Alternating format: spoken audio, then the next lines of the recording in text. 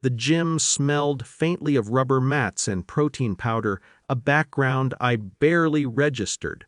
He was mid-lift, surrounded by his friends, and I held his water bottle. "She tries, but you can't fix genetics," he said, smirking. Lauder spilled around him. "Drop the bottle." I didn't respond. I smiled, calm, quiet. I remembered the mornings when I arrived early, lifting alone, tracing the edges of my limits, testing persistence. They never noticed, no one did. And maybe that was the point, to exist without acknowledgement until it mattered. He glanced at me, expecting irritation, a flinch, anything. I gave nothing. Just the slight tightening of my grip and a shift of weight, deliberate but controlled. His friends laughed again.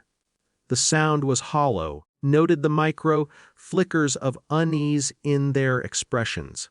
I thought of all the times I had been underestimated, the small dismissals, the quiet failures no one saw but me. I had cataloged them like ledger entries: patience, consistency, discretion. Slight had a future context, every scoff a counterweight. After his set, I placed the bottle down. I left without comment. The rest of the day passed as usual, or at least it appeared that way. I moved through emails, small tasks, casual exchanges, all while a quiet calculation persisted in the back of my mind. No drama, no confrontation, just observation. Morning came with a subtle shift. 13 missed calls flashed across my phone, all from him. Professional contact he had relied on for a project had mistakenly, or deliberately, contacted me first.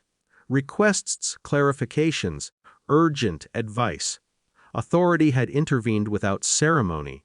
The leverage I had never demanded had quietly manifested.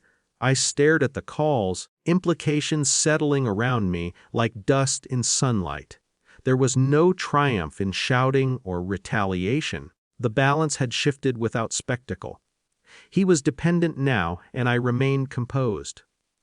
Not joyous, not vindictive, simply aware. Remembered again the moments of self-doubt, the hesitation, the nights when patience was the only strategy I had. They were still there, those fears, but tempered. Growth wasn't sudden or dramatic. It was gradual, imperceptible, earned through restraint. A time he returned my messages, I was calm. The tone of the conversation was courteous, measured, professional. His laughter from the gym, his casual derision, felt distant. I didn't gloat. I didn't need to. Power had shifted quietly, but unmistakably. The authority was now visible, undeniable, and yet subtly rendered. I reflected on the tension that remained. Relationships didn't reset neatly, friends still exchanged glances, subtle judgments persisted. The dynamic had changed. I could act, intervene, contribute, and my contributions carried weight he had previously dismissed. Silence, patience, observation, and restraint had quietly rewritten the story. I had waited, and the consequence arrived, not as spectacle, as acknowledgement. It was a quiet victory, professional and personal, restrained yet undeniable. I smiled again, this time inwardly. The gym, the laughter, the bottle, I had left them all behind. What remained was simple control, dignity, and a subtle but unmistakable shift in power. The world had adjusted around it, whether he noticed yet or not.